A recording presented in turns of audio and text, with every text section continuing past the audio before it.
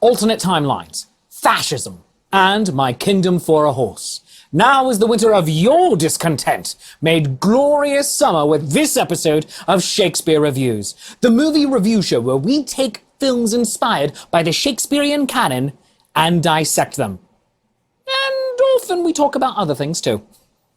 Today we're talking about the 1995 feature film Richard III, written by and starring Sir Ian McKellen and directed by Richard Long Crane, and co-starring Annette Bening, Jim Broadbent, Kristen Scott Thomas, Nigel Hawthorne, John Wood, Tim McInerney, Dominic West, Robert Downey Jr., and Dame Maggie Smith as herself. Let's talk about it. Andrew, what do you think? Dame Maggie Smith as herself. She always kind of plays herself. She's just that great. Little bit. Yes. Ever since The Secret Garden. I cannot argue that. No. That's a very good point. That's just science. I'm sorry. It really is. It really is. No, I mean, this was an interesting, surprising film for me. Oh, really? Surprising. Yeah. Well, Richard III... it's not always the most popular Shakespeare play among people. I mean, it's not bad. It's not, it's not as dynamic for some people. It's not as well known. I mean, I know for Shakespeare scholars that's not necessarily true, but I'm just saying for the average person, Richard III not in the top 5 list. Am I wrong? I actually would have thought so. Yes. Okay. I mean, I am not a Shakespeare scholar.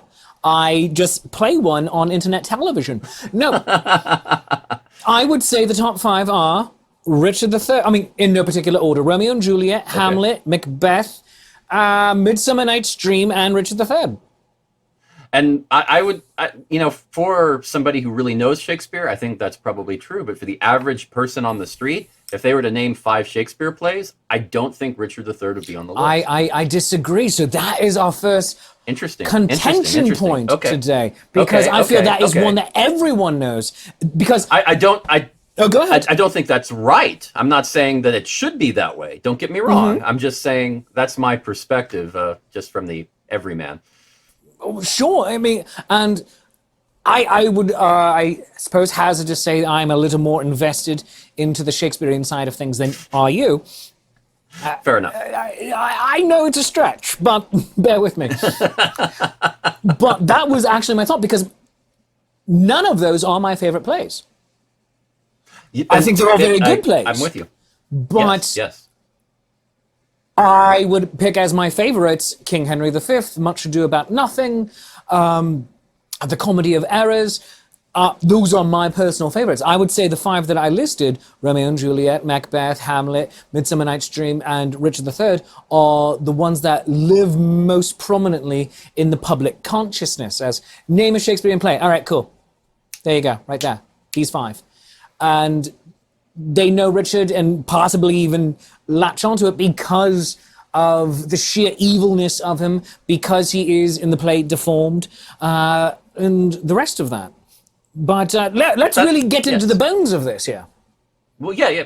Yes. I mean, I just don't think it stands out as much with a regular person. But the movie, certainly, if I'm correct, and then that's, of course, making an assumption. If I'm assuming I'm correct here, this movie goes a long way to make up for that. I mean, they really make this an action war adventure film of a surprisingly good special effects. Yeah. With explosions and tanks and battles and it is, they, for their budget, I'm a little flabbergasted actually at what they managed to accomplish. Yeah, it wasn't a huge budget, no. No. £6 million. Yes.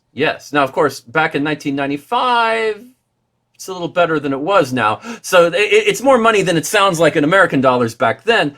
But yes, still, that is a surprisingly good, a good return on investment. But I don't know. They also brought a really good cast together with a good, surprisingly good director who really had not done that much. as of note. I mean, they've done some TV for sure, and some TV movies like The Gathering Storm, which is a really good. It's actually a good movie about Winston Churchill, and one Band of Brothers episode. So okay, he had that, and a movie that honestly is kind of cute, Wimbledon, with Paul Bettany and Kirsten Dunst, but Richard Loncraine, and okay, not exactly who you would think of as far as, let's direct Richard III. I mean, it's not we're going with Kenneth Branagh. No, this is a little different. And the production group, Stephen Bailey and Lisa Casellas, I mean, not exactly mainstream, but it's okay. The cinematographer they got, Peter Bazoo, was a cinematographer for Rosencrantz and Guildenstern Are Dead. So you've got that. That movie keeps haunting us. It really does. But also cinematographer for The Truman Show and one a little later, Unfaithful, the Richard Gere, Diane Lane movie that definitely had some great visuals. So yeah, I definitely and this movie did have some great visuals. The music by Trevor Jones. I mean, of course, if you want some music from some cult classic films, for Trevor Jones, Excalibur, Labyrinth, Dark City, Last of the Mohicans. I mean, things like that. I mean, you've got amazing film, beautiful. Yeah, score. I mean, the guy can do music. Let's just admit this. So you've got a decent team together, but obviously they saved money on a few things. I don't know. It's really interesting. I have to say I was really impressed with the film. I mean, now I'm going to encourage all of you watching now to not get too caught up on the uniforms, on which tank they used here, on which weapon they used there. It's a hodgepodge of stuff. I mean, you can get lost trying to figure out the validity of whether that T-34 tank belonged with that DC-3 airplane. Sounds like you were getting lost in that. Oh no, it's just things I notice. Yeah, I mean, and whether that American uniform belonged with that British uniform or that pseudo-Nazi-esque uniform. I mean, it's really... It's an alternate timeline because none of this happened. Exactly. None of it happened. It's done in a fictitious fascist in England type of situation. And so just accept that this is an alternate place and the costumes are meant to represent slightly familiar things so that you know what we're talking about, but don't get wrapped up in the history. The history, no. But of course, that's always the genius of Shakespeare, right? I mean, you can take the story and put it anywhere and at least somewhat make it work. Also, as Shakespeare himself, yeah, let's go with that. As Shakespeare is fond of doing, don't let the truth get in the way of a good story. Don't let the facts color the picture.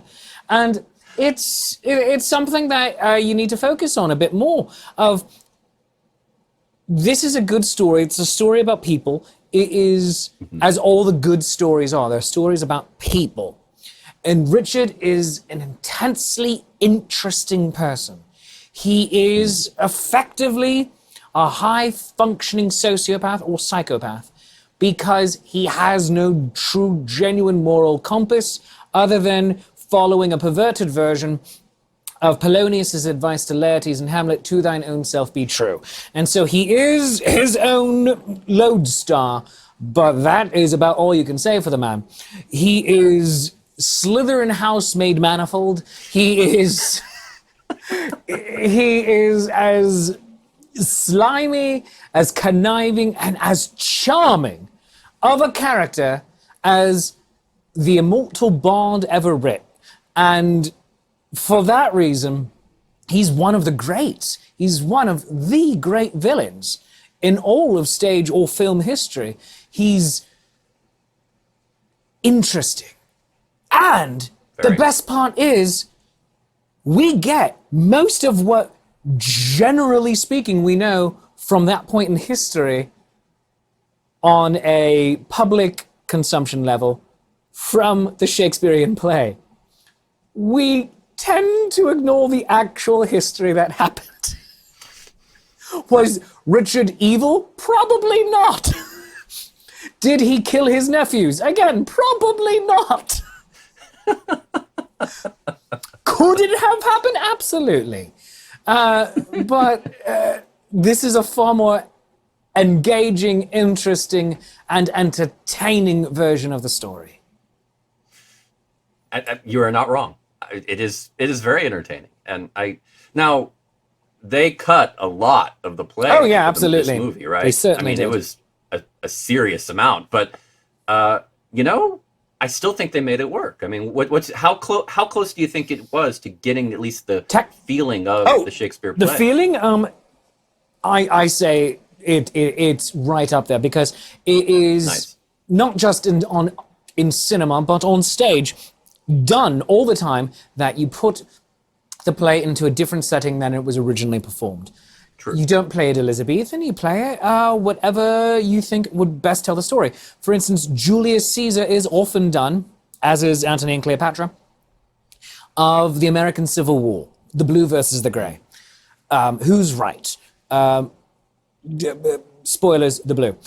Now, but what side in... Did they do the assassination scene instead of the Senate? Did they do it in the theater? Because that would be kind of weird. That'd be funny. No, in this, I've actually never seen it done with Caesar as Lincoln. Like, you stop seeing the sides divide after that point. You start seeing the colors arise. Okay. But that is a really interesting idea. Really. Oh no, we're writing a new version. Oh goodness gracious! I'm not sure I like it, but it's interesting. Right, right. Now, there's always a different version. Let's do Romeo and Juliet in space. Let's do. That'd be interesting. Let's do Much Ado About Nothing on a deserted island. Also, let's just take a play and that is inspired by it and use it as a jumping off point. For instance, West Side Story is directly influenced by Romeo and Juliet, but is its own thing altogether.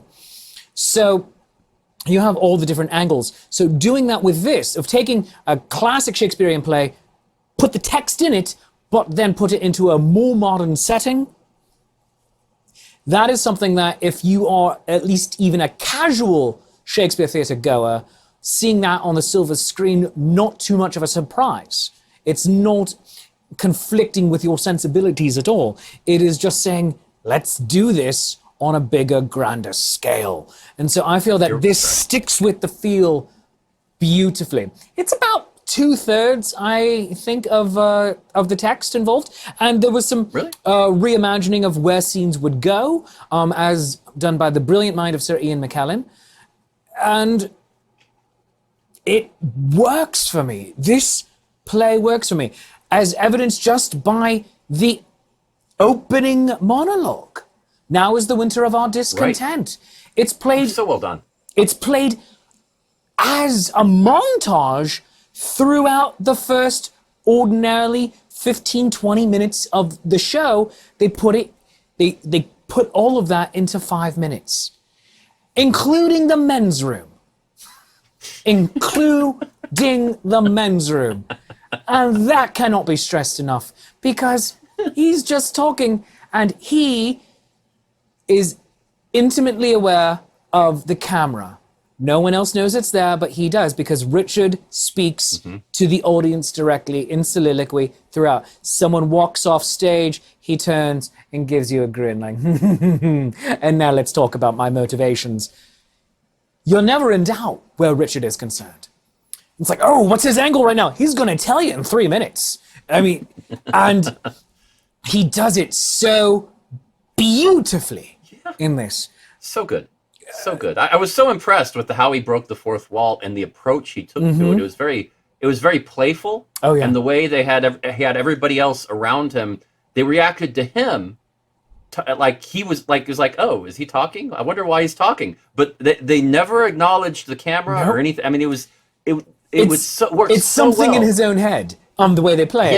Yes. It was an interesting balance, and I think they hit it. Oh, perfect. And you say playful, because that's exactly what Richard is. He is the cat playing with the mouse.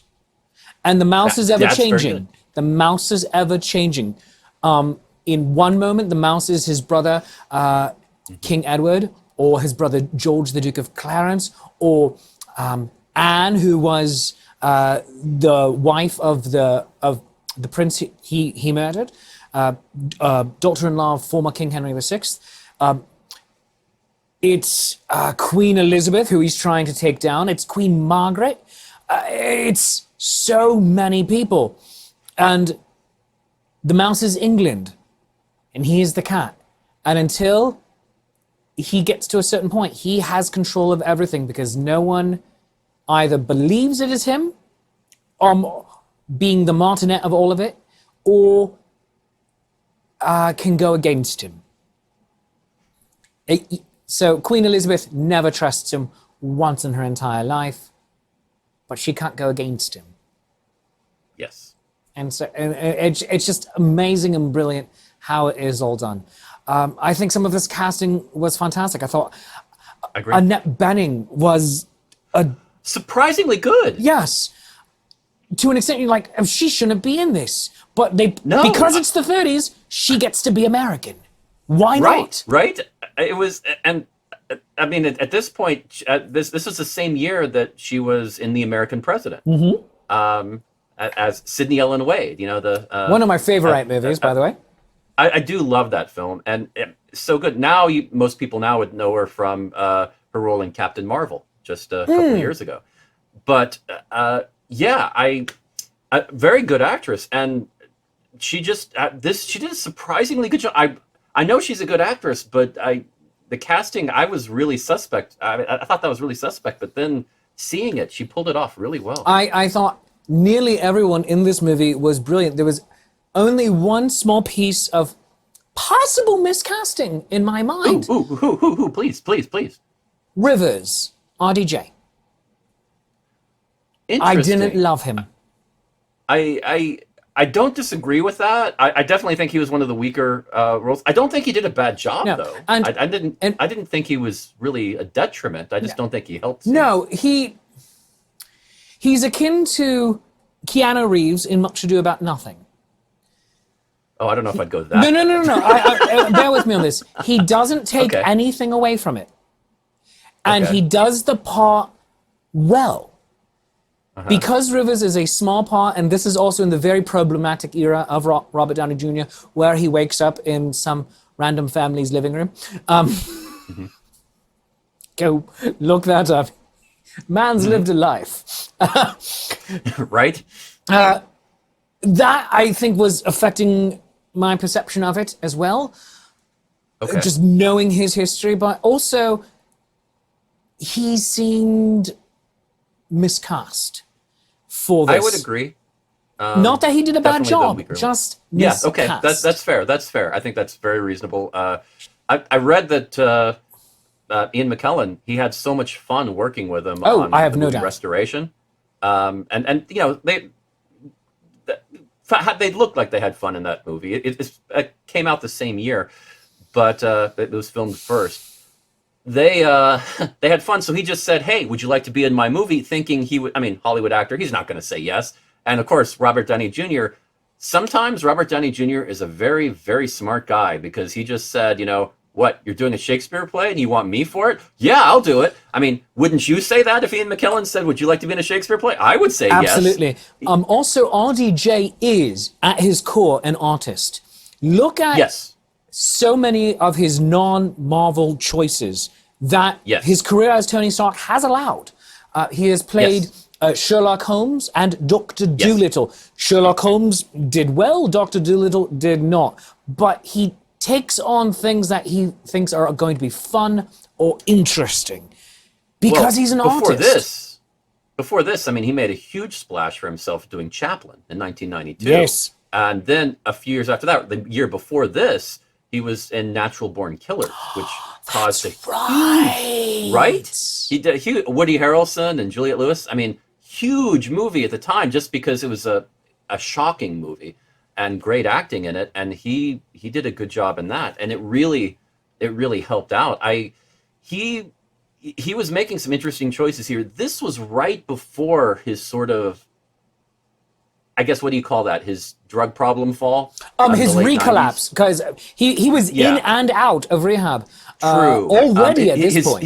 His really bad collapse, I guess, his major one at the end of the 90s that was very, very, very public. But yeah, I mean, so we're sort of at towards the end of that huge RDJ 90s era. It was a few years later where he crashed and burned on Ally McBeal. So yeah, because he was in TV to try to recover and he didn't quite make it. But so this is long before the Marvel and Sherlock Holmes and all that, and the sort of the second coming of RDJ, so to speak, is Iron Man and 2008. Yes. But yeah, I do agree. I think he was sort of the weakest link in here, but I don't think he was bad. I do not think he was bad. I just think he was potentially misused. I think, and it's almost unfair because everybody else was just so darn good. Yeah, I honestly think he could have been better had he been the Earl of Richmond, Henry Tudor, who was beautifully played by Dominic West. But I feel that... Oh my gosh, that's a good point. Yeah, I think he would have been better in that part. Henry Tudor doesn't have a lot to do, but what he does have to do is big. Yeah. And it's like, well, let's come in and do this. And RDJ, he can play small, but they were allowing Rivers to almost be, especially at the beginning, a caricature of what we knew of RDJ at the time. He was the party boy, he was drunk all the time, etc. And you see him coming off the plane nursing a hangover when we first meet him. And that was an inside joke that they had going. It's just like, oh, wouldn't it be funny? Oh, yes. But this also is the picture that put Ian McKellen on the Hollywood map. True. Nope. Nobody really knew Ian McKellen before this. No, I mean, they knew him. They knew him in the Homeland. This was before X-Men or Lord of the Rings or any of that. Yes, 5 years pre-Magneto. 6 years theatrical release pre-Gandalf. And everyone going into Gandalf, everyone was like, no, Ian McKellen can't carry that. Yeah. Yeah, I mean, can you think of anyone else? He was in Restoration, which we mentioned the year before. He was in The Shadow. I love that movie. It's an underrated film. I love it. But it still didn't do phenomenally in the box office. Nor did this, actually. This didn't do great. No. This did not... before that... do bonkers. I mean... There is a cult classic film from 1983 where Ian McKellen kind of got his start. I don't know if you know this one. This is trivia here. It's called The Keep. 1983. It didn't do that well in the box office. The special effects guy that they got for the film died in the middle of post-production, so they actually couldn't finish the special effects that they'd filmed and planned, and they had to tie everything together in a bow at the last minute. Oh my. It was bizarre. But it's sort of like a fantasy horror film where Ian McKellen does play a notable role, and that was sort of his introduction. It didn't do well in the box office, but it developed a huge following on video afterwards. Kind of became a cult classic. It's The Keep from 1983, if anybody's interested. Very good. For some early Ian McKellen. And by early, we other mean, than that, and by early in that case, we mean 44-year-old Ian McKellen, because in '83 he was 44 years old. And his is a career that I will happily emulate, because at the age of 40 now.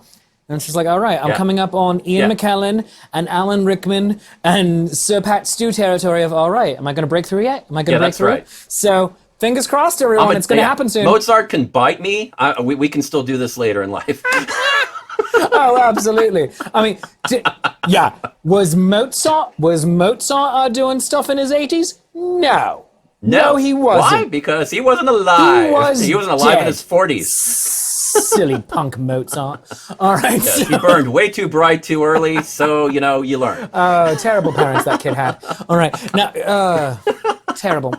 So true. Now, I mean, there's a lot of faces in this movie you will recognize. I mean, now keep in mind, a lot of them This was before they were commonly known to American audiences. Before they were huge. But now, yeah. But a few like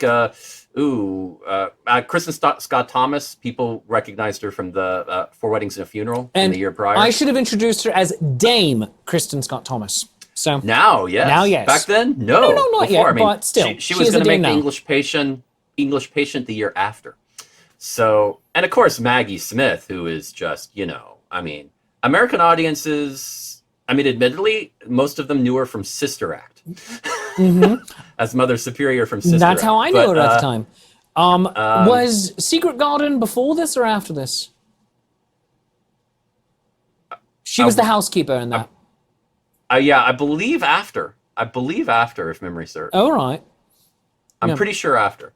But yeah, earlier, some people would remember from A Room with a View, 1985, and maybe from Clash of the Titans in 1981 as Thetis, one of the gods. But yeah, this was well before Harry Potter or Downton Abbey or the things people really associate with her now. And of course, Secret Garden was before this. There we go. It was before. Yes, and both Sister Acts were before this. The first Sister Act was 92, and then the second one was 93, Sister Act 2, Back in the Habit. Yes. And Secret Garden was the other picture she made that year. But she was also in 1991. Okay. In 91, she was Grandmother Wendy in Hook. Yes, and Hook.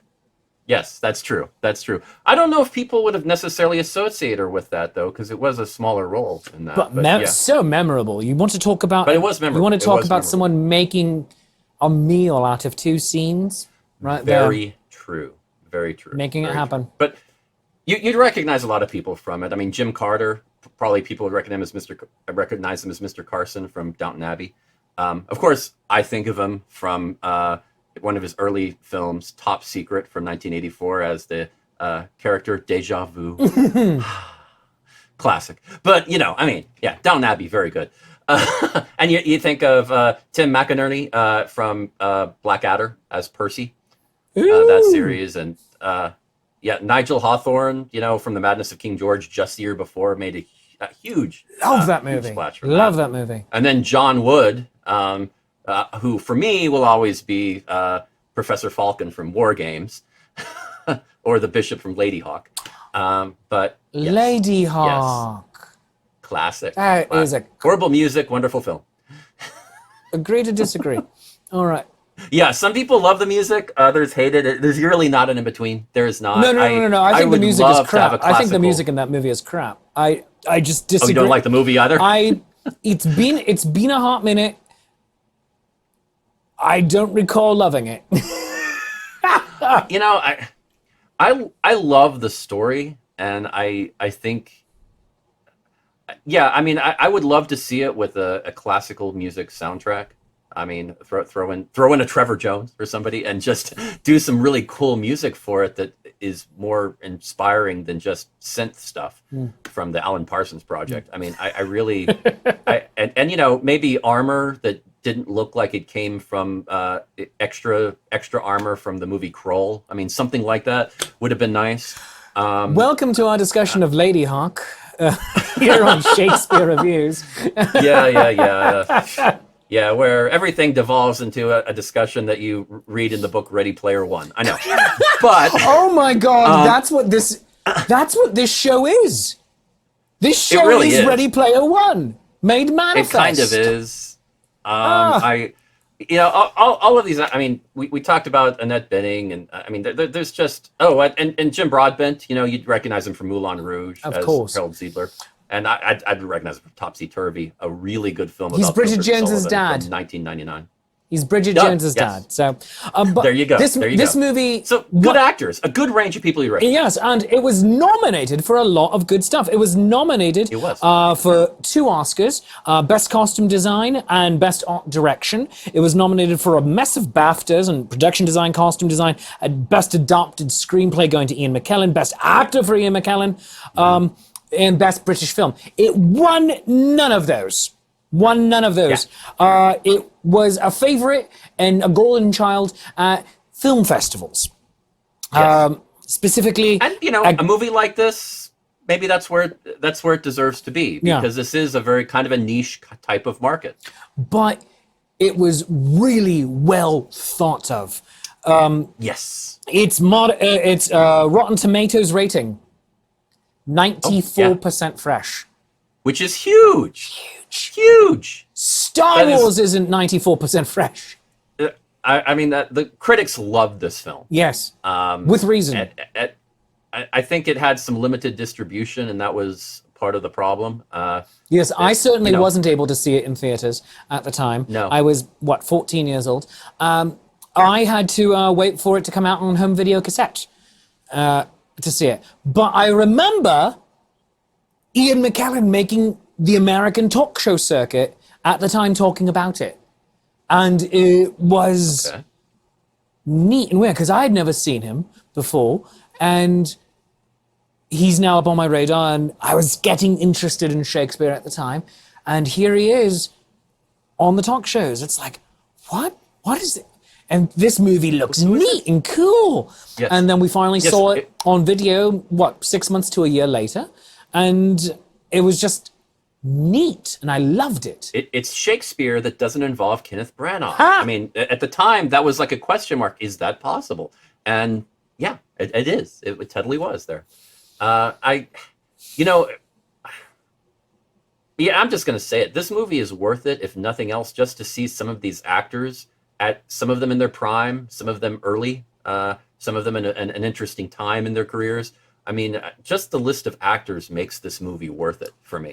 But there's so many other reasons too to watch. So grand, so great, and seeing so many of them right before they hit major star power, which is fascinating, because all of them were established actors. All of them were, and it gives me hope, as someone approaching middle age now, that, hey, I can still hit it. So that's fun. Also, this motion picture is just phenomenal, and I love that part of the concept for it was Ian McKellen saying, wouldn't it have been funny if Richard sang "My Kingdom for a Horse" because his Jeep broke down? That was hilarious. And then that's how the movie happens. They worked backward from that point to say, well, all right, well, how do you get to there? All right, well, obviously you have to play it modern, and why would he have a Jeep? And well, Richard's evil, so he's a fascist. He's a Hitler-like figure. And, there we are. And he's charismatic, because he's a Hitler-like figure. And it just all flowed out that way. So really brilliant. So, Andrew, I have to ask, what do you give this motion picture? Wow, I have to, honestly, I like this film. I think it's, I'm so glad. I think that Rotten Tomatoes score is very justified. I wish it had a broad viewing at the time. I know 1995, maybe not the best year for this movie to come out for wide appeal. Maybe that was part of the problem. I know it wasn't marketed well. I know it wasn't distributed well, and that's unfortunate. I'm glad it's had a more of a resurgence now. So I really liked it. I enjoyed it. I thought it was a great version of Richard III. I would have to give it a kingdom full of horses. A kingdom full of horses. Oh, that's very similar to mine, because I would give it both a kingdom and a horse. So you get a kingdom full of horses, and I give you also the kingdom and a horse. That way, you get to keep your kingdom, because there's so many horses in the kingdom. Exactly. You get both. And you also get a special. You also get a special one named Princess Rainbow Sprinkles. Again, that's just science. It's just science. My Little Pony, Richard III.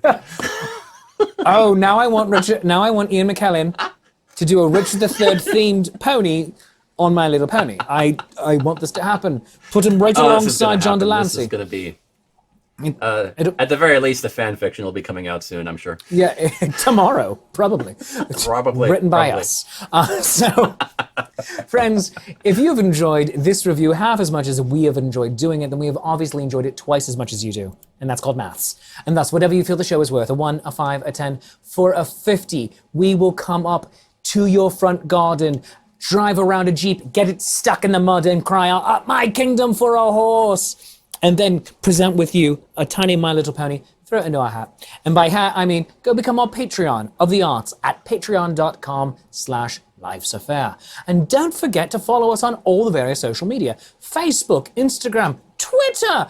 Go to YouTube, like and subscribe, smash the bell, click the bell, ring the bell, kick the bell, headbutt the bell. Whatever you gotta do something with that bell. And also, if you want to follow me, your friendly neighborhood Shakespeare, you can do so by going to facebook.com/Shakespeare Approves, Instagram, Shakespeare Approves, TikTok, Shakespeare Approves, Twitter at Shakes Approves, on YouTube, I'm Shakespeare Approves, and if you want to throw some money my way, you can buy me a cup of coffee by going to coffee.com/Shakespeare or become my Patreon of the arts at patreon.com/Shakespeare. That's actually everything for me. I never say all of them. Andrew, where can people find you? Well, you can find me at facebook.com/The Irish Bard, at my website, theirishbard.com, patreon.com/Irish Bard, and you can buy some of my music at theirishbard.bandcamp.com. Until next time, friends, remember, if given the choice between becoming a fascist 1930s-style dictator or just living your life and letting your nephews run the country, let your nephews run the country. It'll probably work out better for you. Bye-bye.